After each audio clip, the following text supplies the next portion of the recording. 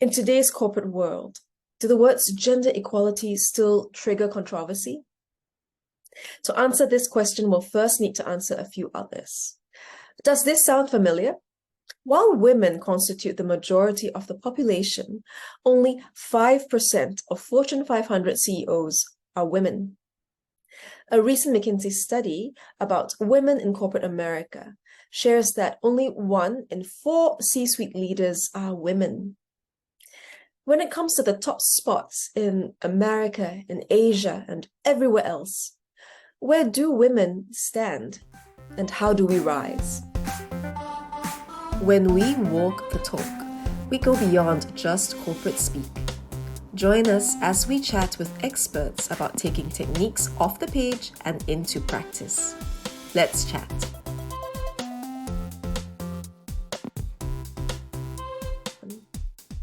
Executive presence and personal brand are words that we often hear in our common corporate vocabulary.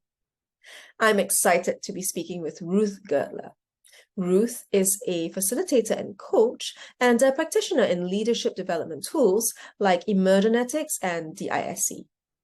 Before she became a consultant, she spent 15 years in the very renowned Crotonville, GE's Learning and Leadership Institute. Hi, Ruth. I'm excited about our conversation today. Hi, Adeline. Thank you for having me. So I wanted to talk to you about executive presence, because when we say executive presence, a few images do come to mind. But what does it really mean to have executive presence, and how necessary is it? Well, I think a large part of executive presence is, I'd say, feeling and demonstrating confidence. And so an important element is connecting what is important to you. And I think about, when I'm confident, it means that I'm connected to my values. I sort of think of that as my operating system. And I often say to people that when we lose focus on what's important to us, then we probably begin to lose our energy, and maybe our confidence. And I think that impacts our presence. So I make a huge connection between, whether we talk about leadership presence, executive presence, and feeling confident, feeling like I really belong in the place that I'm at that moment. Basically, it's very connected to what we're talking about now, what we want to explore today, which is the power of owning your presence. So I'm really happy to hear you using words like feeling like you belong, and then just owning your space. I'm also curious to hear your thoughts on this, because I think that sometimes people wonder if the concept of executive presence is somehow more of a necessary concept for women than for men. Is there still an unspoken bias that women have to contend with in the workplace, even more so than men do? And do you think that perhaps these biases may lead to women being held by higher standards? Possibly. And I, without sort of giving the definitive answer, I've been thinking about that. So if we unroll it or unravel it another level, when I think about presence, in general, someone once said to me, to have presence, you need to be present. Okay. So I think that when we talk about biases, there's a few different biases going on. There's the biases that other people might have when they interact with us. And, we've spoken a lot about unconscious bias, and we've seen in companies how people make decisions potentially based on some of the unconscious implicit associations they're making with the people that, that they're making Like decisions. stereotypes. The stereotypes, this person is, I don't know, this person looks a certain way, or is a certain gender, or speaks a certain language, and therefore they fit into this category. Yeah. I think that plays a huge role in how people consider other people, but I also think there's a bias that we bring to the table as well, all of us, men, women. Definitely. So it's the belief that we have as to whether I belong in a place or not. So you spoke about. So we're in more control than we think we are, is what you're trying to say. I think we have a sphere of control, and a number of years ago, I was working for a large American company, and we were talking about unconscious bias. Yeah. And started doing these assessments that you could do online. And I don't know if you've heard of the implicit association test. It's research that was put out by some of the big American universities. And there you can gauge on whether you have an unconscious bias about certain categories. And I remember when I did it, one of the tests was the relationship between gender and career. Yes. And so I came out, so I did the test, and I'm very aware of this whole topic. I work with women leaders all the time. And I come out with an unconscious bias saying that I believe that there's more of an association between men and career versus women and career. So I had a stronger association with women and family. Yeah. Even as a woman, you had this unconscious bias. Even as a woman. And so I think that part of it as well is, what are the voices in our head telling us? And there this idea of, I don't belong here. I don't think of myself as an executive. If I've got voices taking me away from being present to the situation, I think that's going to also impact the presence I bring. Yeah. So, and I'm not taking away all the other biases going on in around us, but there's too many to cover. There's too many to cover. I think it's interesting for each of us to also listen to the voices, the voices in our head saying, the voice needs to say, I'm here, I belong here, and I've got an opinion. I'm connected to what I believe in, and I think that's very powerful, whether you're a man or a woman. Yes. It's interesting that you talked about working for an American company and, about working with women leaders, because a recent study done by McKinsey and company, specifically about corporate America and women in corporate America, have shown that there is still a gap in terms of the representation of women in leadership positions compared to men in leadership positions. Now, I know that you're now based in Paris. So what's the European perspective on that? Is there a wide gap still? There is. And I don't know all the numbers, but I think the trends, you have parts of Europe where they might be doing more and they might have more female representation, whether it be in companies or in governments. What I tend to do is look at the representation with the people that I work with. And typically, if I work with a large company, they'll have a range of leadership programs, starting from the more junior programs to the more senior programs. And so if I think on average we'll have 50 leaders in a room. Now that we've started traveling again and we're doing face-to-face programs again. Yeah. And so what I've noticed is that when we come to the junior leadership programs, you have a pretty equal representation of both genders. And what's interesting is as we get to the more senior programs, the representation skews and suddenly tend to have more male leaders in the room than female leaders. And I find it shocking. Like, shocking as in, oh my goodness, I'm shocked, because I've been with the junior programs and I see that there's a fair playing ground. Yeah. And this is both companies that I've worked with in the US, in Europe, in Asia as well. Yeah, so I was about to ask, what about Asia? Because I know that you were based in Singapore for a number of years too, before you relocated to Paris again. So, that's your observation then, that there is that discrepancy, but higher up in the leadership. Yeah, it's interesting. I still see that, and I don't know if it's the industry industries that I'm working in, but it's still there. The same study that I mentioned talks about they cite the reason that women leaders are leaving because of the fact, and not even women leaders, but women changing jobs and leaving companies, even if they're not leaders and they just join the workforce. And that's because of something called the broken rung on the management ladder. But interestingly enough, in this study, it says that the broken rung happens lower down.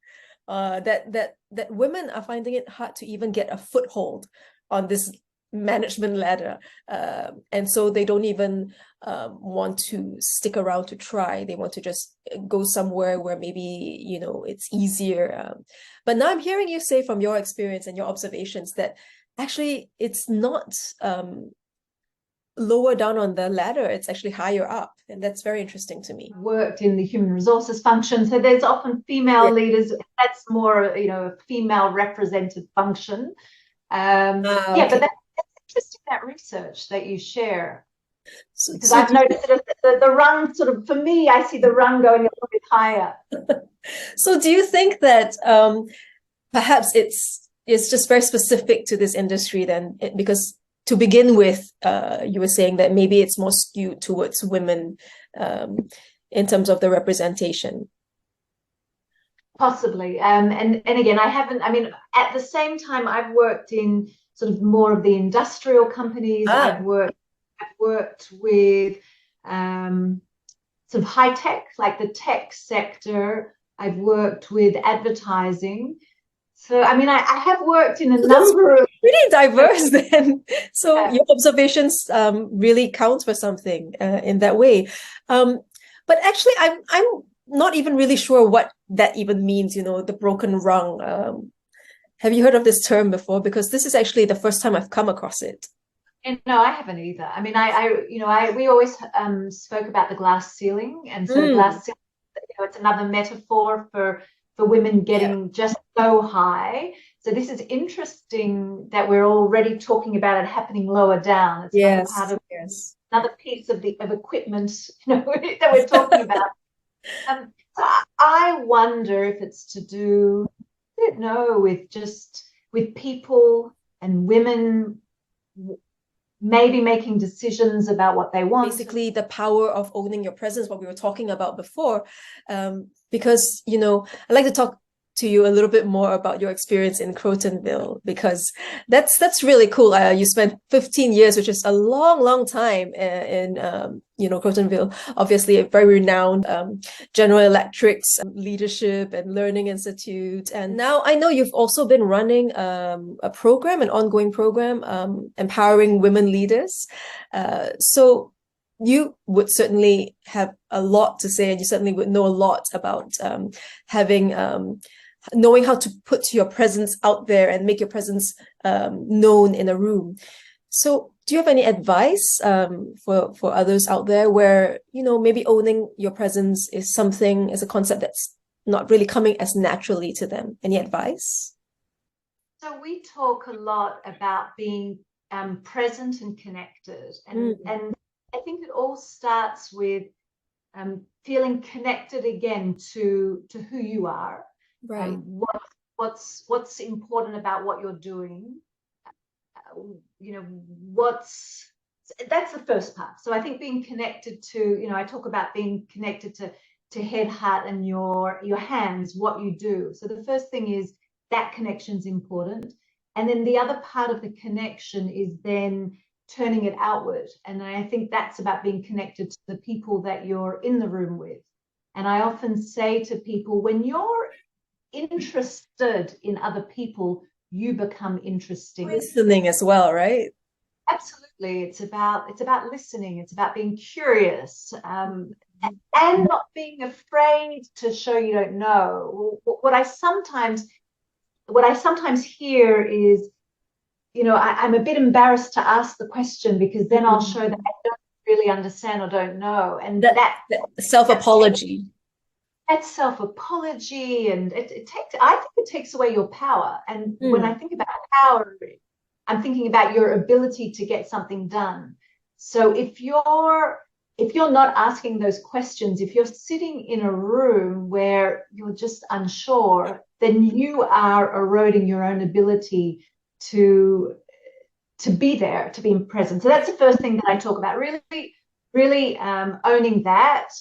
And then the other thing that I talk about is more I don't want to use the word superficial, but the external part of presence. And Grooming. I remember once working with a coach, and he said to me, when you walk into a room, think about the space. So you don't want to walk into a room like that, because that's not how you portray that you're present and you belong there. So I like to work with leaders and have them think about how they hold themselves, how they speak, how they make eye contact. And I think that's a nice balance to all the other things, all the other work they're doing on what's going on between their heart and head. I think those two elements together are very powerful when it comes to being present. The connection between the heart and the head. Yeah, I think so. The heart and the head, and then also how you hold yourself. So if I'm understanding correctly, and if I can take the liberty to just quickly sum it up, being about being present, really, and about connection, specifically between head and heart. And you also talked about posture, helping with all of that, just to give yourself that feeling of ownership. And all these things really sound wonderful, and I'm hearing a lot of it, and I'm connecting it to confidence, though. And a lot of people aren't naturally confident. They don't necessarily have the confidence come naturally to them. So would you have any quick and easy tips, if there even is such a thing, for people who lack confidence, to just gain a little bit more confidence, or at least be able to show it a bit more? Yeah, that's right. There was a famous researcher, Amy Cuddy, and she often spoke about when you're not feeling confident, you get yourself into a position. So she had a suggestion of a number of different postures, whether it be, putting your arms open, having your, and sort of that Wonder Woman posture. And like exercises. Yeah, and also in the moment doing it. And I think there's something to be said for going through the physical body, going through your body. When I started making presentations to large groups of people, I didn't feel confident. And I probably, I would notice that I would speak a little bit too quickly because I wanted to get out of there. One thing I did was think back to times when I did feel confident.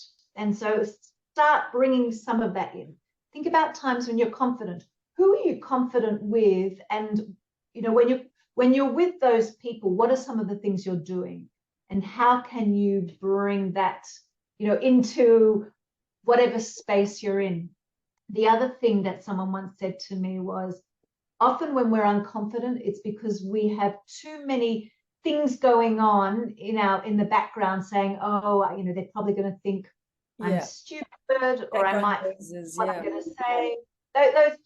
So what this person suggested to me, and it's something that I always use, is I talk to myself a little bit, and I think I'll be saying in my mind, Adeline, don't worry, I'm here to explain something to you, or I'm here to tell you a story. So I'm switching my.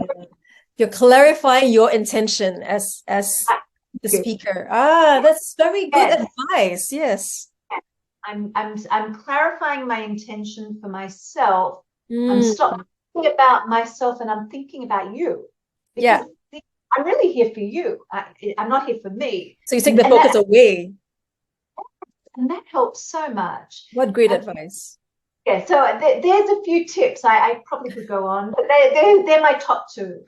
That's great. And those are very quick and easy. I mean, I did request for quick and easy, and you did give us quick and easy. And that's very doable as well. What I like about these tips is that they also are very focused on listening, as we were talking about, and empathy, right? Taking away the focus from yourself. And when you do that, you take away the focus from the negative voices that you may face inside your head, and you focus instead on having engaging the empathy side, and also focusing on the other person that you're about to engage with.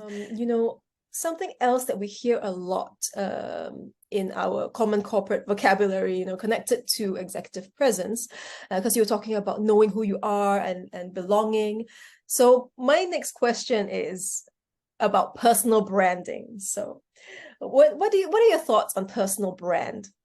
Yes, and I think it's important. And so the idea of personal brand is that people have an opinion of you. When you show up, you are helping people make a decision about whether they want to work with you, be with you, hang out with you, or not. So what does that mean? It means that our connections are important, and we always talk about the power of networking. When I turn up to do something, yes, I'm present. I want to make do your a good presence job. known. I want to be reliable. I love working with the people that I'm working with. I want to be a team player. All those things are important to me, and I think that that's the brand perhaps that I've created, and therefore I continue to bump into these people and work with these people. It's not a coincidence. So I think that the brand that we all create is important, and I think part of it is what we do. So what we do, how we make people feel when they're with us. Right. Part of it is also, and we talk about where people see you and how visible you are.